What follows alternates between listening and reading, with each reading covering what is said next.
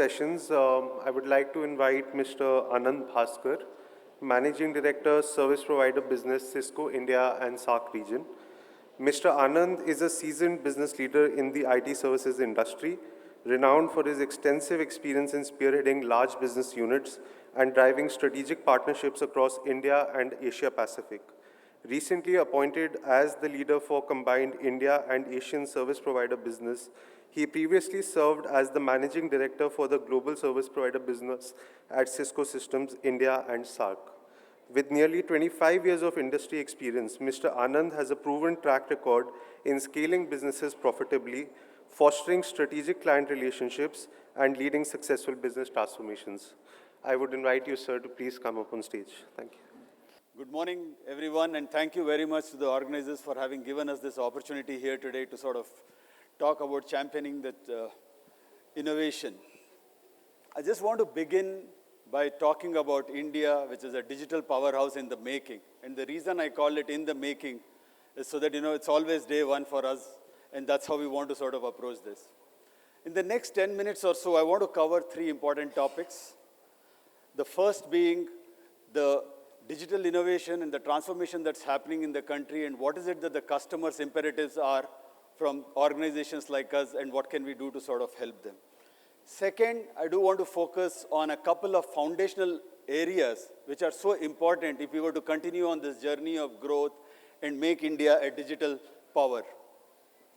And last but not the least, in the whole process, what is going to be Cisco's role in sort of ensuring that India becomes a digital powerhouse. We've all been talking about the Indian digital transformation journey, and it's been there in the making for a while right now. What started off with e-commerce and banking transactions, which are typically at the forefront when it comes to enabling innovation and taking charge of anything that happens first. It has now become a sort of a secular growth story covering all parts of the industry. As I said, it started with financial services and e-commerce, and then unfortunately during the pandemic, which sort of India took a big advantage of, extended to healthcare and education to a large extent, and now moving very quickly onto the manufacturing space as well. In the interim, thanks to the government's intervention and thanks to the government's policies, we have seen a huge takeoff in terms of the connected citizenry and in terms of all the digital services that the government offers. So all put together, while we have had a very secular growth, how do we sort of continue on this momentum to ensure that India becomes a $1 trillion digital economy in the next few years, give or take, 27 is what we are calling currently, but give or take a couple of years is what's the most important part. Keeping that in context, let's move on to what is it that our customers are looking forward to as we sort of move into a digital economy. First, there are 5 key priorities as we sort of describe as customers, as we look at it from a customer's perspective. First and foremost is reimagining their applications. Applications have become the business, and customers need to transform the way they've written their applications in the current internet and the cloud-ready world. Apps have become your way in which you sort of interact with your customers. Apps determine how your customers sort of perceive you as a brand. It's no longer about brand loyalty, but it's about how loyal they are to your app. It sort of determines how much business you do. And then if you're looking at securing the enterprise, which is a critical area, and I will double click on that in a minute from now. And then there is this entire notion about powering hybrid work. Hybrid work is not just about able to communicate over a collaboration device. It's about how you enable your work, how you enable your entire workforce to be connected, to be inclusive, to be able to sort of, irrespective of the location where you are in, connection between a physical meeting and a virtual meeting. How do you ensure that all of them are included? How do you ensure that they have the same access to applications, enabled by the same security protocol, so on and so forth. That is what we mean by hybrid work.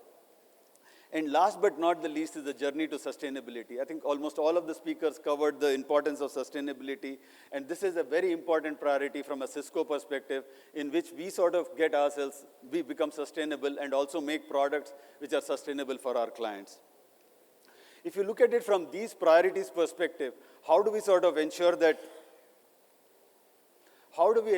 we sort of build a foundation for a modern digital-ready enterprise? From a Cisco perspective, these are the 4 areas that we sort of look at, key platforms that we sort of working on, which relate to starting from future of work, a cloud strategy where we believe that multi-cloud is here to stay. Customers cannot rely only on one cloud. How do you sort of build the network for multi-cloud? How do you enable multi-cloud? And security and trust, which is sort of becoming so important, especially as the digital footprint increases. And that's something that I will talk a lot about. And last but not the least, network transformation. To enable these 4 pillars, there are a whole set of there are a whole set of applications, there are a whole set of security and connectivity solutions that we have, which is what we sort of serve our customers on. But it's not about creating these platforms, but it's also about managing these platforms from a DevOps perspective, from a network operations perspective, and also from a security operations perspective. So this, in a summary or in a nutshell, covers what Cisco's strategy is, which is we securely connect everything, anything. But that's one part of the strategy. The second part of our overall Cisco, which is what we call as a purpose, is to build an inclusive future for all. And in that context, we look at purpose, which is what we call as a purposeful innovation. In this area, we look at predominantly these 5 areas: sustainability, data sovereignty, AI security, and building an overall ecosystem. Let me touch upon it one at a time.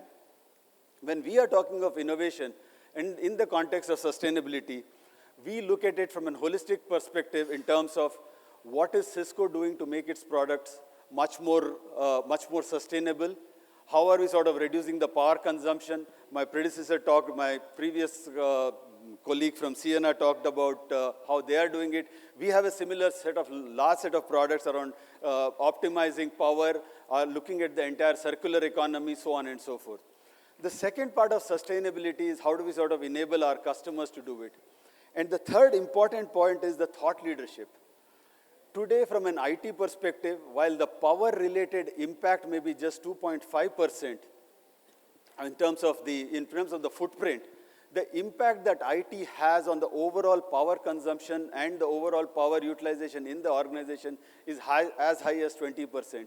Look at it from a context of sensors, look at it from a context of automation, look at it in the context of how do you manage your HVAC, your power chillers, and all of that, and how you can manage all of those.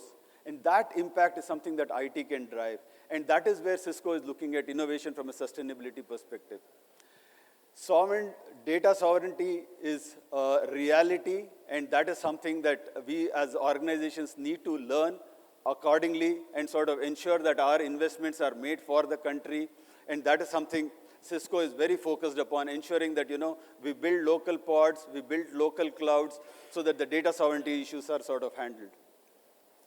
In this context, it is in this context that purposeful innovation becomes so important for us, and I'll double-click a bit about security, because I think that's the most important part that that could become sort of a stumbling block as we progress fast in the area of digital transformation. Interconnectedness breeds complexity. We all know how we sort of consume applications, both at work or in our personal lives. There are so many interconnected areas, even from a logistics perspective, from a supply chain perspective, from a bank's perspective, so on, and from a payment perspective, and the overall, and your mobile number gets exposed, and that sort of exposes us to a sort of, the digital footprint that we leave breeds a lot of complexity. And an important imperative on us, people like organizations like us, is to sort of ensure that we sort of make our products which sort of helps them make this secure. And in that context, we believe that trust is the only currency that we need to work on. Earlier on, trust was an emotion, but now trust is something that we have to work towards and ensure that our products are trust. If there is zero trust, there is no entry. If there is trust, then only you sort of accept the applications or sort of work towards that. In that context, trust is a very, very important currency if we have to sort of progress faster towards making India a far more digital organization. Cisco is committed to a secure digital India, and as far as security is concerned, Cisco is doubling down on all its investments. Recently, globally, Cisco made an investment to acquire, made an announcement to acquire Splunk, which is the leader in the area of security incident and event management. Similarly, there have been a lot of investments and innovation in the area of firewall management, in the area of all our silicon chips, so on and so forth, so that our customers are the best and the brightest in terms of innovation. From an infrastructure perspective, again from an India standpoint, we have announced earlier in the year a couple of clouds, local clouds in India, so that we can handle the data sovereignty issue. And as and when we sort of keep and we'll keep expanding on that to sort of ensure that we have the infrastructure for the country available in the country to support our clients from a security perspective. Last but not the least is the point around talent.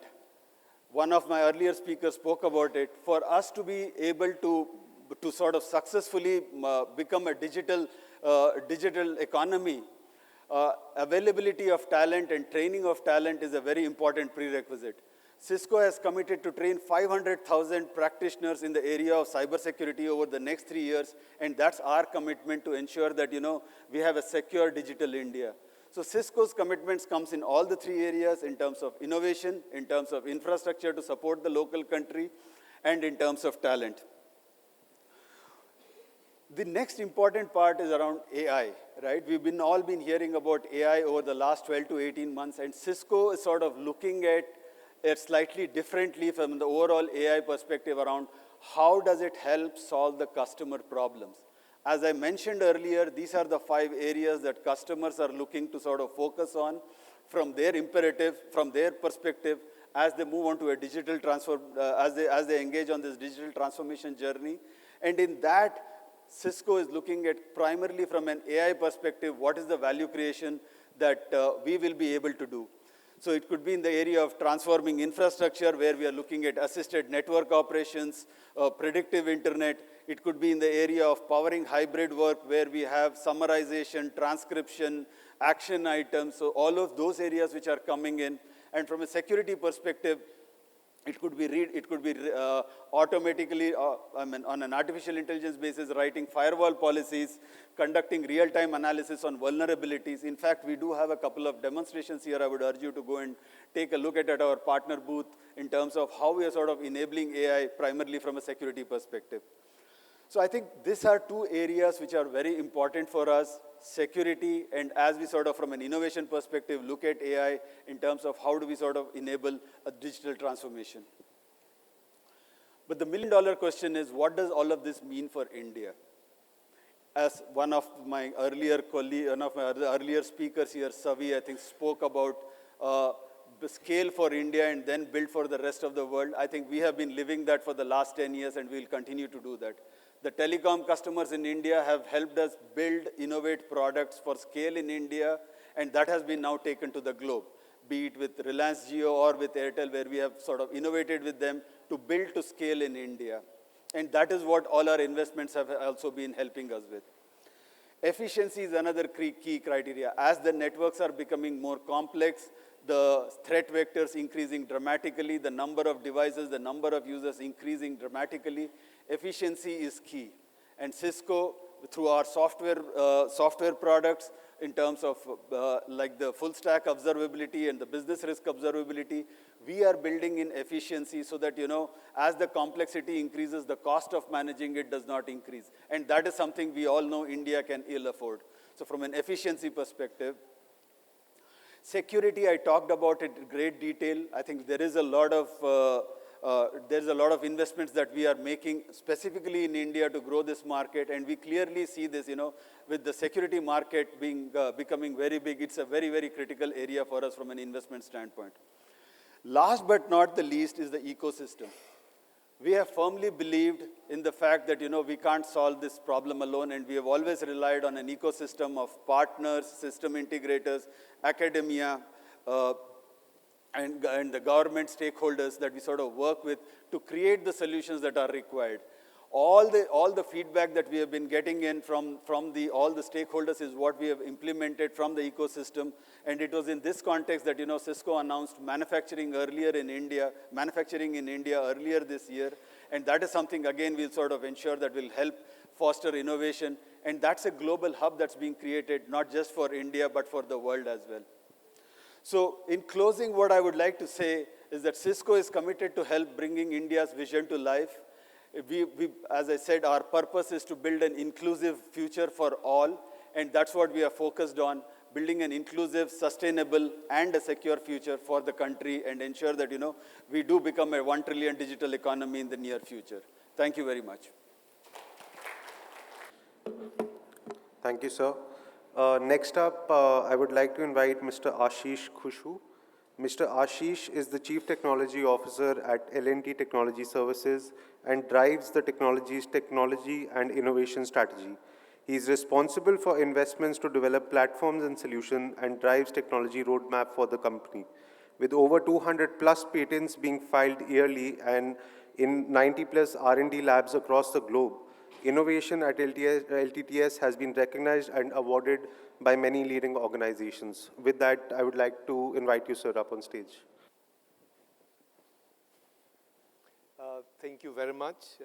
Good afternoon to everyone. I'm sure you've gone through many presentations and it's really a lot to take another one in. I have about 12 minutes, and what I wanted to do with this 10 minutes is just to talk on the topic of innovation, tracing change, and the challenges of innovation.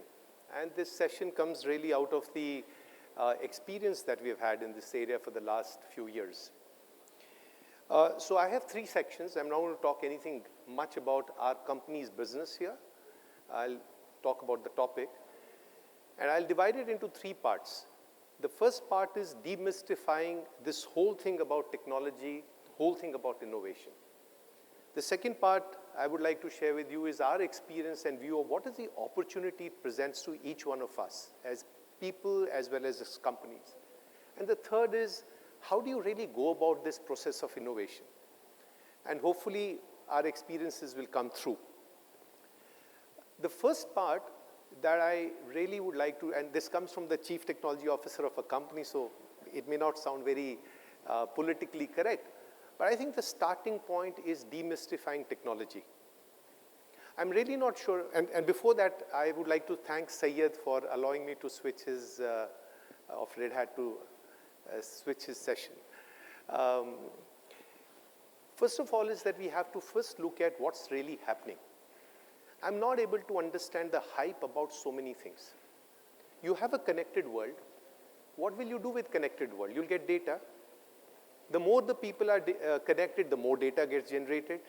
More data gets generated, you will do analytics. More analytics happens. You need somebody to help you tell what to do with that data, and that's AI. It's natural. There's nothing so hype about this. Has to be no hype about it because there was no data 10 years back. Therefore, there was no AI. There will be 6G and there will be 7G. That's the nature of science. That's the nature of nature itself. You grow and you evolve, become better. But what happens in this hype is that it creates a fear, a wall between the user and the people who are propagating this myth about many things. And it's very important, therefore, to understand that it's something that you can handle, each one of us can handle in a very, very simplistic manner. You hear about security in such a big way across, and I'm sure you would have heard that all over the place. But your most secure device is in your house, which is called a set-top box. It's just that we have not paid attention to some of these technologies which are around us. If you look at an ATM, it came into India in 95, 96. It's been around in the globe much before. Is it not an IoT device? Is it not connected through a network to a data center? So I think the first part towards looking at what needs to be done for the future and what are the challenges of the future is to first trace back and figure out that whatever we are listening today is nothing so very esoteric. It is a very natural progression of whatever is happening. And that's the way the world will continue. Now, when you get this thing out, you start then looking at technologies from a very different perspective. You start looking at it from a very friendly perspective and the eagerness to learn, not that you have been left behind by anything. We have not been left behind. It's just that we didn't have a place in that particular equation. And now, do we have a place is the next question. The second part of the equation is what actually is happening.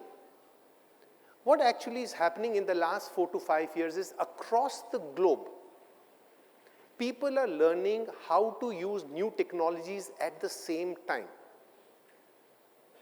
It's never ever happened before. So which means that 5 years back, before 5 years, 10 years back, 15 years back, you had people in Silicon Valley, you had people in China, Korea, Japan, who were working on technologies, and we were largely consumers. But that's the nature of economy, right? I mean, we were a poor country. We are still at $3,000 per capita, whereas US is at $60,000 per capita. That's the nature of economy. You consume because this is very, very expensive. Innovation is an expensive proposition. It does not come cheap. But in the last 4 or 5 years, what is happening with this progression of technology is that both companies who are producers, countries, institutions, individuals are learning about these technologies at the same time. And that's the opportunity. So a person in Guwahati, a person in Ranchi, a person in Leh, a person in Bangalore, a person in Mumbai, or a person in Silicon Valley, they are all on AI at the same time. No big deal. If you're in Silicon Valley or a Bern or a Berlin or somewhere else, I also have access to tools. I also have access to all the resources. Now that's really the opportunity. The opportunity is that when people are learning new technologies, when people have the opportunity to learn more, how do you plug yourself into that system and say, look, I am not going to be a consumer, but I am going to participate in figuring out how do you use this technology. Case in point, GenAI and LLMs. My team has been handling LLMs since 2021. We have 45 patents filed. And we've been rated among some of the best folks by a few US companies.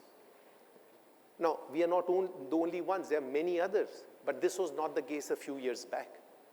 Now, there are speakers who talked of GenAI, people who talked of AI. There's so many stalls talking about AI. Please ask them, where are the production programs? The answer will be none.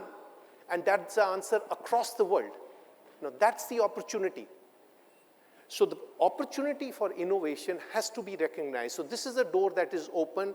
In this particular opportunity, would you be able to squeeze yourself in and see in these areas, things are going to happen, can we plug in? So can we? There are two answers to it. One is culturally, and the second is economically, and the third is what is the type of money that is required? Culturally, yes. If you take that Indian word called jugaad, it is actually innovation. We know how to do things. Well, we did things all around our life, but now since we are becoming more technology friendly, we are becoming more technology intensive, fine, whatever we used to do in our daily life, we also need to apply to technology. Technology didn't allow you to do it, but now here is an opportunity when everybody is trying to figure out what these technologies will do, so let's start doing it here. So we know how to do it. As a nation, as a country, as institutions, as engineers, that's exactly that's how we've done our engineering. Past our 12s, past our did our education, we know, we understand it. So that's not an issue. There is a more severe issue. The severe issue is how do you figure out in this high-tech world your place under innovation, and that requires money. That requires a cultural change in terms of intensity of staying engaged in those areas over a period of time. That's difficult. That's difficult. Now, while I look at that particular equation, there is a third equation which is happening. The third equation is a very important equation. Why this couldn't happen 5 years back, but now it can happen, or we have entered into that zone. Innovation is really about creating solutions or creating patterns or creating products for an economic opportunity that is available. Now, the economic opportunity that's available for the Western world or the global companies includes India as a market. So let's look at India as a market. If India has a per capita income of $3,000 today, and at 30 trillion in 2047, it will have a per capita of $30,000. People who are 20 now will be digitally aware and will be 47 then. Look at the type of money that this country will spend on products, services internally. And that's the market opportunity. That will foster innovation because you have to design products for India. You have to design products for the economy which is going to buy. And that economy is still going to be middle class. Per capita income of Western societies is about $55,000, $60,000. In India, it is $3,000 right now. It will be $30,000, so we are poor. So I can't buy a very rich item. I would like to buy the same functionality in cheaper cost. And you have 27 local languages. I'm not interested in a market which caters only to English. So can I have more English, more languages getting into the way I operate my applications or my software or my devices? And that's where the equations start changing.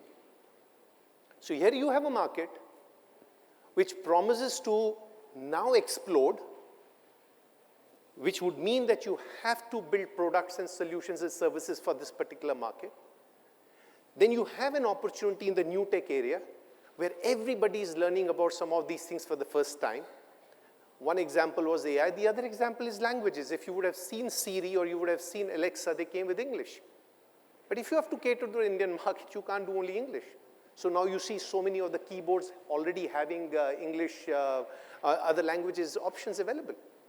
So here is a market which is growing, which has to get localized, and therefore I need startups or I need big companies, et cetera, to invest, monetize, and build it.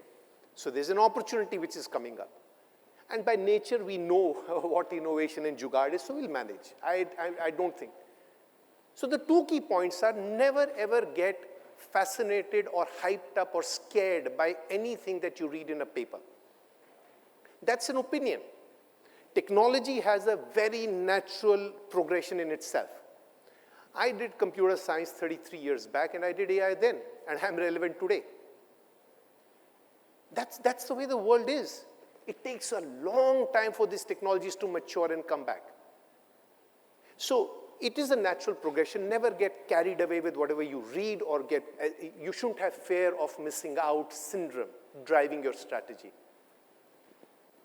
Therefore, when you now look at what you should do, is do something very simple is what we took for ourselves. We said we are not going to run on a treadmill.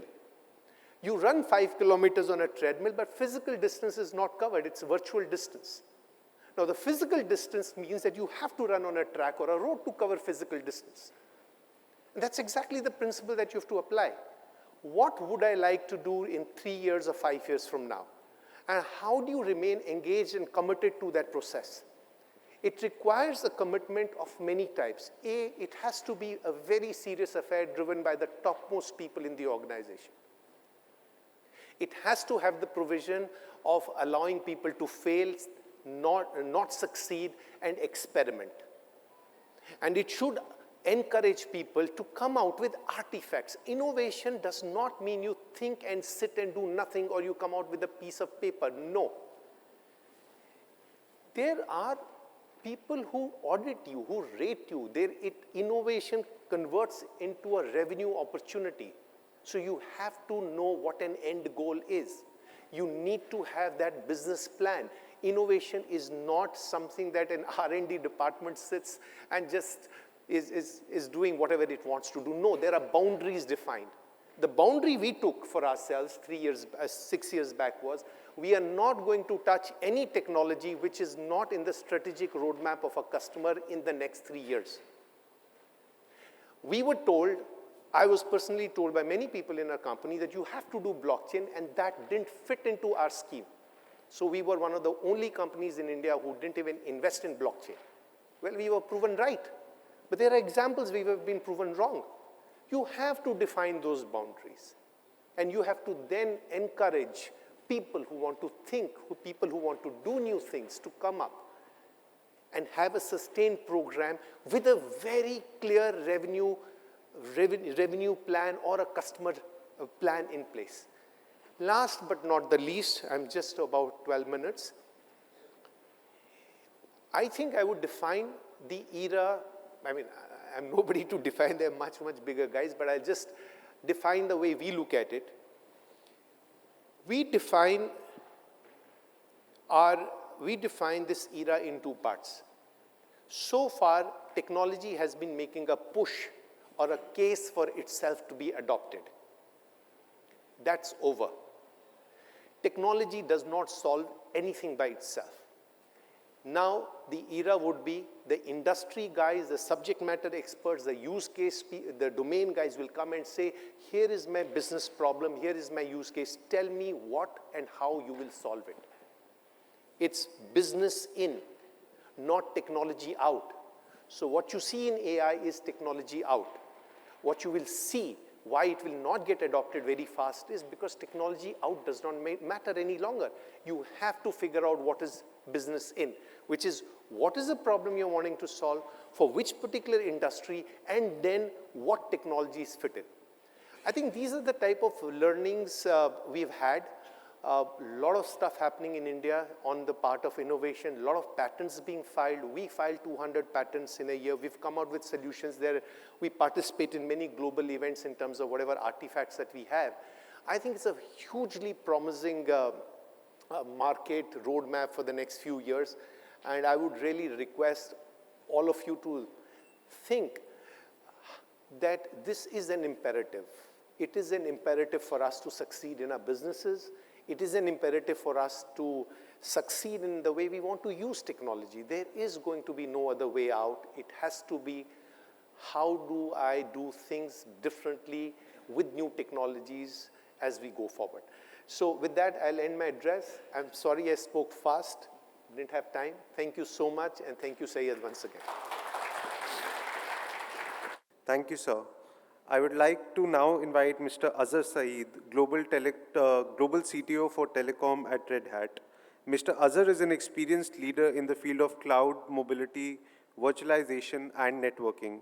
He has a proven track record of building high-performance teams, driving business, technical strategy, managing product development and delivery, and participating in open source communities. He has expertise in various technologies such as cloud native, Kubernetes, NFV, SDN, amongst many others. He is also skilled in P&L management, people management, and leadership development. I would like to now invite you, sir. Thank you. Thank you very much. Good afternoon. Everybody awake? I know you're hungry. We are running behind, unfortunately, because of what I call as a domino effect.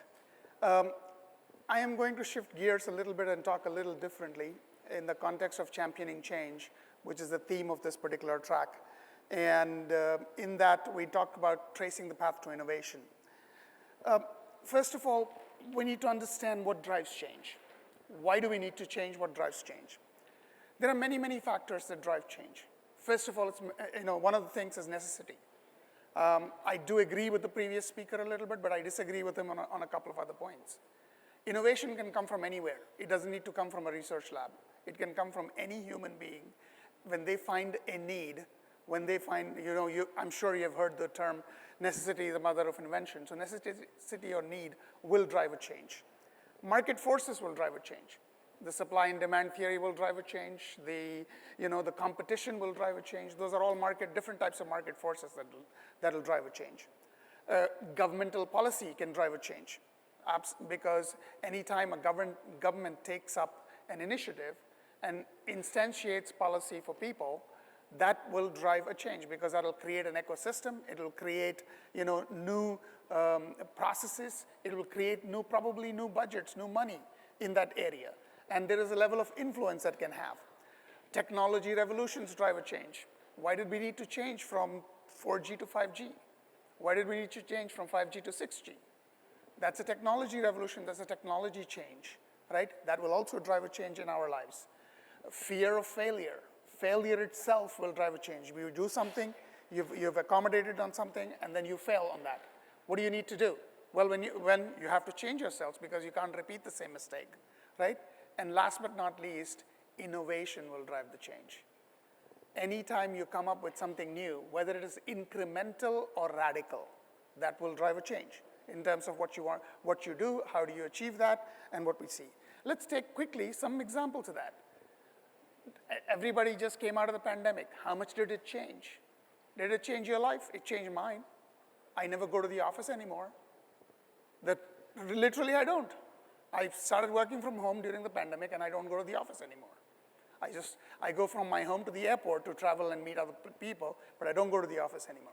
So it did drive a change. It drove a different behavior in terms of my consumption of internet, my consumption of bandwidth, my interaction with people, my conversations with people. I became more focused. I became more to the point. I don't want to sit on in front of a video screen all day long. There's no water cooler talk anymore, right? So it changed my behavior completely. So that's a good example of that.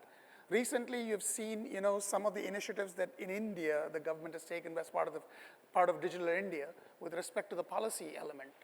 That drove a huge change. I mean, I was actually pleasantly surprised to hear yesterday about a conversation I was having with my colleagues here from Red Hat about the DigiLocker capability you have. It is something that's amazing, in my opinion, because I don't have to carry documents. Otherwise, I'm carrying my passport, literally. I'm carrying my, overseas citizen of India card in a separate pocket. Then I'm carrying my US driver's license in a separate pocket. So I'm carrying like 3 different documents everywhere, and I don't feel safe, to be fair. You have something here that the government instituted as a matter of policy, as part of the Digital India paradigm, and that's something innovative. That's something new, right? That's a very, very good example of it. Technology revolution, we briefly spoke about it. Now, increasingly, AI is being adopted, and AI is actually driving some change. We will see more of it, and we are literally in that, the Gartner hype curve.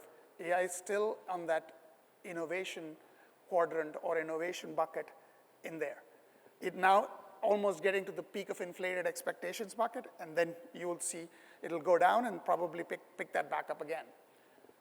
Innovation driving change, best example of that, smartphone. Apple drove that first smartphone and changed our lives in terms of how we consume applications, how we consume services, how we consume capability. Android was not far behind right after that. What did Android do? It commoditized that innovation and made it available to a common man on a piece of hardware that anybody could generate and do it. So there is that innovation element, and then you go through this particular commoditization curve. How can we be change agents in terms of how do we work? What do we do? We have to focus on innovation to be a change agent. We can't simply say, oh, I'm going to institute a policy and just leave it there. No, you got to do that. You got to focus on innovation. You got to focus on end outcome. I think that's what the previous speaker was really trying to talk a little bit about, is you have to focus on what is the net outcome. What happens when you actually drive innovation with business together and see how can you make things more profitable, more useful for people, and then profits come after that. But you have to make that really useful for people. Third is collaborative culture. If you don't build a collaborative environment, if you don't build a collaborative culture, you cannot innovate. You might have the most brilliant idea, but your idea will be outlasted very, very quickly. So you have to create a culture of collaboration. That culture of collaboration is incredibly important, especially when you want to drive a change for the larger masses. Because the people need to buy in terms of why. Why do you think the current setup is so successful? Because the people are with that particular journey. They're along with that particular journey. So things like incremental versus radical change. Incremental change is always easy to implement. It's always great to have. Radical changes are much more tougher. That's why radical changes never really fly. Now, what are some of the factors and catalysts if you want to look at that, right? You need good leadership. You need fantastic strategy. Whether you're influencing that at your own organizational level, or whether you're influencing that at a broader government level in the context of policy, or whether you're influencing that within your own tiny ecosystem of friends and family, whatever you need to do, you need to think about what are you doing. Are you just blurting out something that you think is right or wrong? You're going to end up in trouble. You just need to think through that in terms of what is your strategy, in terms of how do I influence my peers, how do I influence my circle that is around me. You, of course, need good leadership. often people forget how open source drives change. I think we need to, I'll come to that particular open source and the budgets and dollars and all of that a little bit later. Now, let me put all of that in context to this conference here, India Mobile Congress, and the conversation that we have most of the time is about telcos, right? In telcos, why do you think you need to change? What's happening with ARPU? ARPU is going down. There are different studies in terms of ARPU. Even in the US, the ARPU was $49 back, in the last decade. It moved from 49 to about 30 something, 35, just in one decade. India is completely different ballgame. I think India ARPU is what, $7, $6 or $7, something in that range. It's going to go further down. So, and connectivity is pretty much, wireless connectivity is pretty much for free here, right? So can telcos be really still in the connectivity business? The answer is no.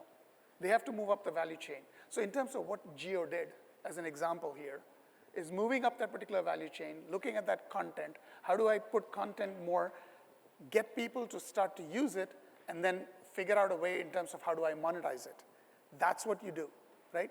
So telcos really have to change because the share of budgets are declining. OTTs are taking up most of the capabilities. They have a severe margin compression issue in terms of costs and CapEx.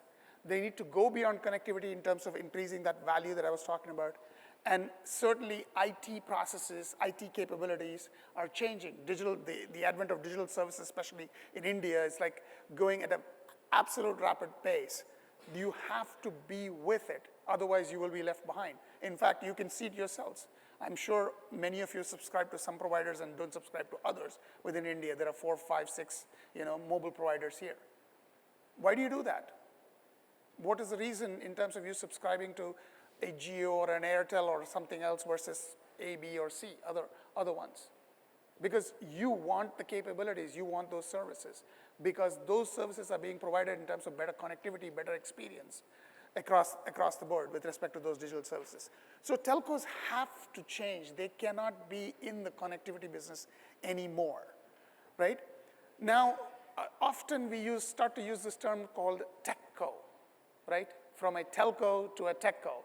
Most recently, I did about 2 or 3 panels and webinars on this topic, one with STL, another one with Telecom TV, in terms of what really needs to happen for a telco to transform there and become a techco, right?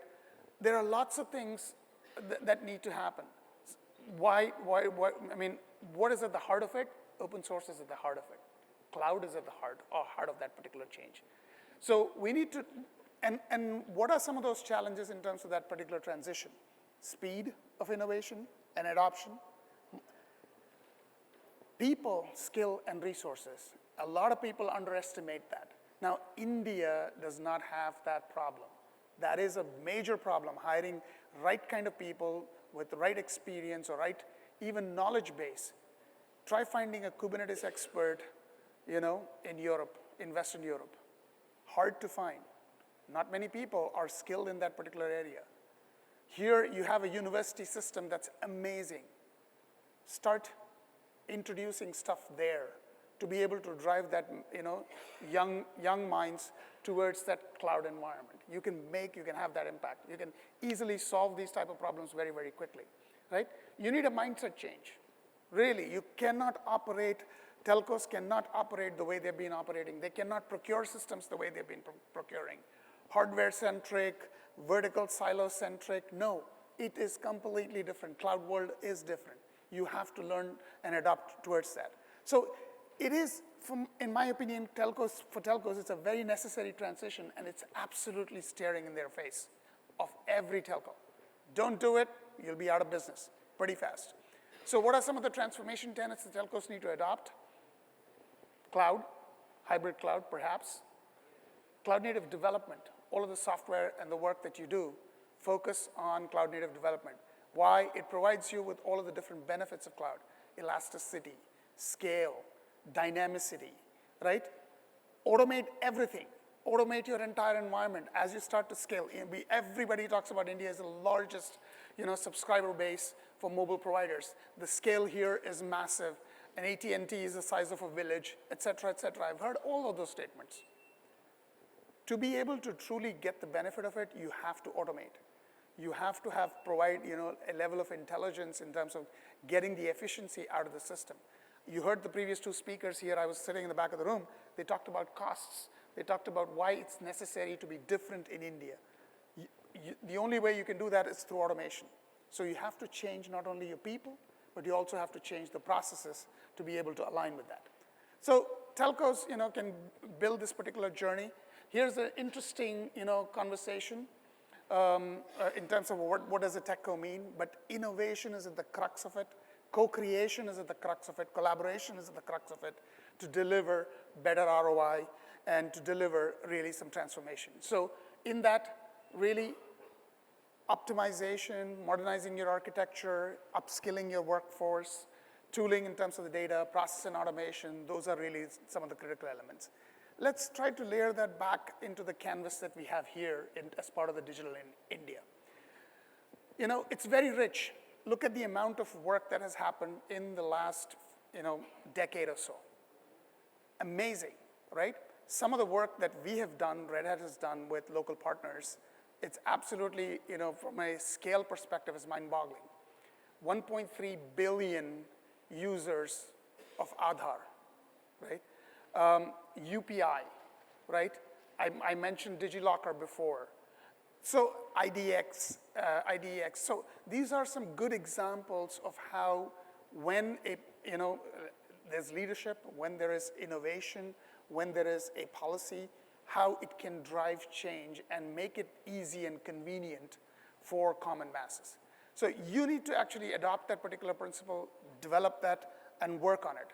So in a quick summary, transitions are hard, and nowhere will you accept that transitions are going to be easy. Even personally in your own life, transitions are not easy. But you got to do it. And adopting open source, adopting cloud models, adopting newer technologies can make that life a little bit easier and better for all of you. Collaborating, knowledge sharing, that's the whole context of open source. How does open source work? You collaborate upstream. Where does it come from? From anybody that's out there, right? So that can drive the speed of innovation that's much, much faster. So innovation then that can build into agility in terms of how you build, how do you deliver, how do you focus towards your own customer, providing you better costs overall in terms of management and better efficiency overall, and then applying some of the newer technologies to do that. And when you actually get that collaboration process going, you also make it interesting for people who work in your organizations.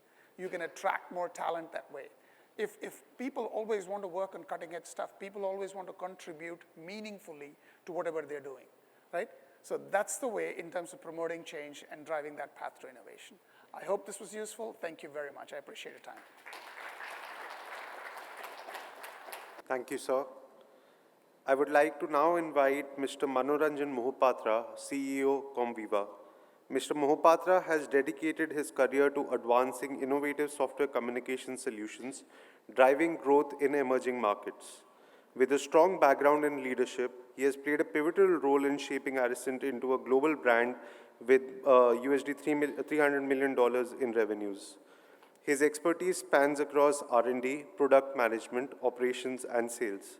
Mr. Mohapatra, recognized with the Distinguished Fellow Award by the Institute of Directors, is a BTech graduate from BITS Pilani, bringing in a wealth of experience to enhance Comviva's standing as a leading provider of digital solutions worldwide. I would now like to invite you, sir, on stage, please. Driving change and tracing the path of innovation. Some of it, I'm going to share my personal experience. I've lived them. I have done many sessions with many customers to come and ask them, how do they see my own personal journey? And I think a lot of it is related to innovation. We are fortunately, unfortunately, in a business domain where we become redundant every 3 to 5 years. So innovation is absolutely mandatory. you know, if you look at the profile of the organization every 5 years, it is very different. So what we stand for is, and I'm deliberately not talking about the products and the services because the forum is not, you know, me to sell my organization. This is about key learnings on driving change and innovation. And this is a mobility congress, so I will talk in mobile services context. The biggest learning is, and I'll give an anecdote. On the 6th of March, 2020, I came back from Mexico after a business trip. I was supposed to go to office the next day because it is a long journey and tiring and wanted a little bit of rest.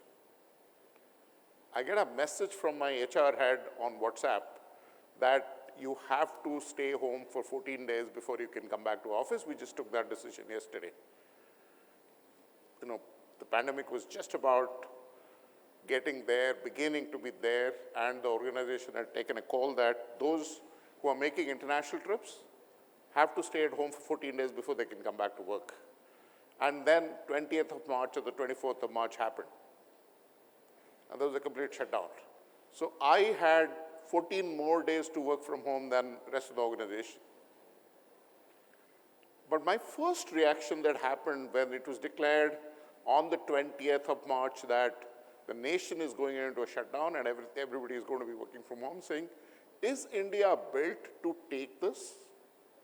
Are there enough fibers to take the data need of the country? Of course, it was a world problem, but you know, I was only worried about India at that point of time, and I knew US and Europe would have more fiber or whatever broadband capabilities. To my total surprise, as a nation, we did extremely well. Whether we built it on the fly or we had that latent capabilities, I don't know. But that's India for you. Our nimble-footedness, our agility, our ability to move once we decide to move is amazing. I mean, a lot of people have talked about UPI, Aadhaar, things like that. I just want to tell you, Aadhaar took 5 years to build, give or take a few months here and there. Next 5 years, it went from 0 to 1.3 billion people. It's treated as an acquisition in any B2C business. Which of the two is a bigger innovation? Building the tech stack or getting 1.3 billion people on it? I don't think enough has been talked about how 1.3 billion people came on it. And that's, some people call it jugaad, but that's the thinking when you think of scale. When you're solving a problem for 20, 30, 100 million people, your approach is very different. When you have to solve that problem for 1 billion people, it's extremely different. Now, what are the essentials of managing change from an innovation point of view? Out of all the factors that my predecessors and speakers have spoken about, all of them are true. All of them are valid. There's no single factor that really makes a difference. But there's one thing that I think is, I don't remember who touched on it a little bit, is ability to take risk. To me, innovation is directly proportional to risk appetite, ability to take risk. Those organizations who have understood, recognized, encouraged risk, encouraged fail fast, have succeeded in their innovation, succeeded in repivoting the organizations. It is extremely low risk for us to copy something which is successful. It is supremely high risk for us to build something which is never done before. What are telcos facing today and what forward path I see from my vantage point in a limited way? Telcos are struggling because of the the time between the Gs, 3G to 4G, 4G to 5G, 5G to 6G is shrinking. The investments are growing manifold. Returns are not there. If you look at revenue or EBITDA of telcos, it's in the decline. For the same revenue, they have to serve many more customers or many more gigabytes. How do they do innovations if they are not healthy? There is not enough cushion to do R&D and invest in innovations. Other part is that the BAU business, which is voice and data, can't give you any more. I mean, if you have to have a MOU, a minutes of usage of 500 minutes, you can't suddenly take it to 2,000 minutes. What will you do? Who else will you talk to? From a data usage point of view, of course, data consumption has grown substantially, but the price per gig of data is dropped even at a faster pace than consumption of data. So the overall data revenue has not grown substantially. What really personally excites me in the B2B2X, business to anything. How does telecom, it's always been the bedrock of innovation, bedrock of economy. One of the speakers before me said, network is net worth. And I so truly agree with that. That it is telecom industry that fuels growth. And it is essential that the telecom industry stays healthy and prospers. There is a huge amount of advancement of technology, and the need and the demand that has grown has created a situation where the telecom service providers or the mobile operators have become enablers or partners to enterprises in they serving their end customers, and that's where the B2B2X comes, in they serving their end customers. I'll give a small example. Africa, is very well known for mobile money. Conviva, my organization, is a dominant player in that space, and we have more than 150 million wallets that we empower. But that's not what I'm here for. Just to tell you that most telecom operators who are heavily into mobile money in addition to doing telecom services, if you go back and see their valuation today, the mobile money service gives them half the valuation, acquiring customers, providing voice and data services gives them 50% of the valuation today. So the return on shareholder value is incrementally going on, the telcos being an enabler to the enterprises and focusing on B2B2X, as opposed to focusing on pushing more data and trying to increase minutes of usage. It's not going to happen. It's not happened in the last 4 or 5 years. It's not going to happen. I mean, data says it all. Now, what has enabled this B2B2X? 5G clearly is high bandwidth, low latency, edge compute is one set of capabilities that came in with 5G or coming in with 5G as we speak. Then you have IoT. Now devices can be managed remotely, accessed remotely, meant to do things remotely. Hyperscalers or cloud has created a major opportunity for finding compute at much lower cost.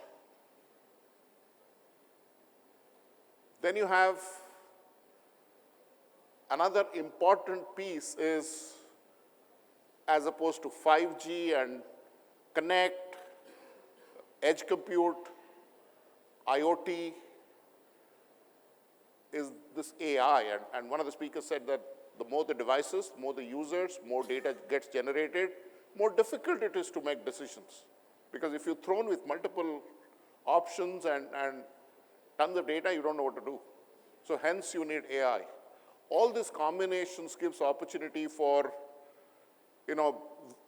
telcos serving the needs of, let's say, education industry, healthcare industry, pharma industry, ports, you take any, the combined revenue of B2B2X, I'm not talking about the enterprise revenue, the healthcare revenue of a hospital is not counted in this.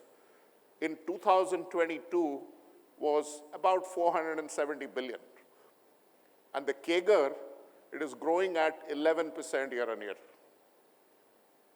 Telco industries will dream of any such growth in, no matter what they do, unless they really focus on this. And of course, they're focusing. So there is no complaint about the B2B2X story that I'm talking about. The future will be in taking 5G further to the 6G. The future will be in taking IoT to different applications. We know there are some security applications, some drone applications beginning to happen, but none of us knew 5 years back that UPI will be such a success or Aadhaar will be such a success. So when you have a bouquet of use cases, depending on the user experience, convenience, and the value that is delivered to the user, some of them will pick up. Is it possible to predict to a certain extent? But I don't think any one of us can say that I knew where we are today, we will be 5 years back. So the rear view mirror is very beautiful for all of us, always. Now, what does AI do? I'm just picking one example. AI gives you easy access to data, significantly improved user experience, curated decision-making support, which is possibly the most or the biggest advantage of AI. I'm talking in general. In one of our products, we used to have manually scripting messages on a n=1 basis in a segmented basis based on the individual's past behavior, consumption, which was a painful process. Of course, the segmentation happened using technology, but the messaging happened manually. Today, we use GenAI to create that message. It has become faster. It has truly become n=1. And it's helping the cause of something else. So I see telco to techco shift. In my mind is opening the telco networks. They have lots of assets, lots of data, lots of subscriber connectivities, lots of businesses, homes connected, and opening that up to the benefit of the enterprises, so you become an enabler and help enterprises serve their customers better, the B2B2X part. And in that context, you expand the canvas, and there is much more money for everybody in this food chain to make. It's beginning to happen, and there are data that the B2B revenue is, for telcos, was almost nothing, single digit, low single digit. It's gotten into 20s and 30s percentages.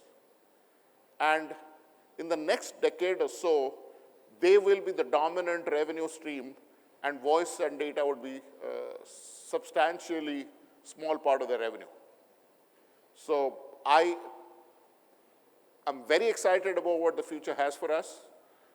The technology evolutions that are there is making life even more exciting.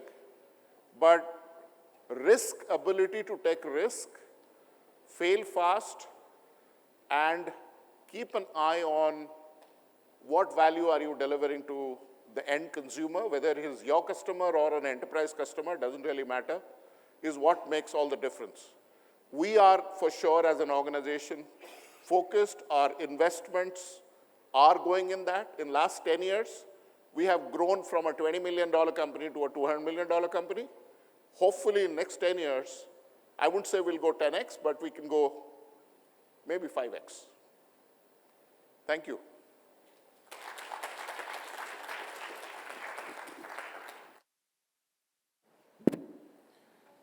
Thank you, sir, and thank you, everyone. With that, we conclude our session for today. Thank you so much.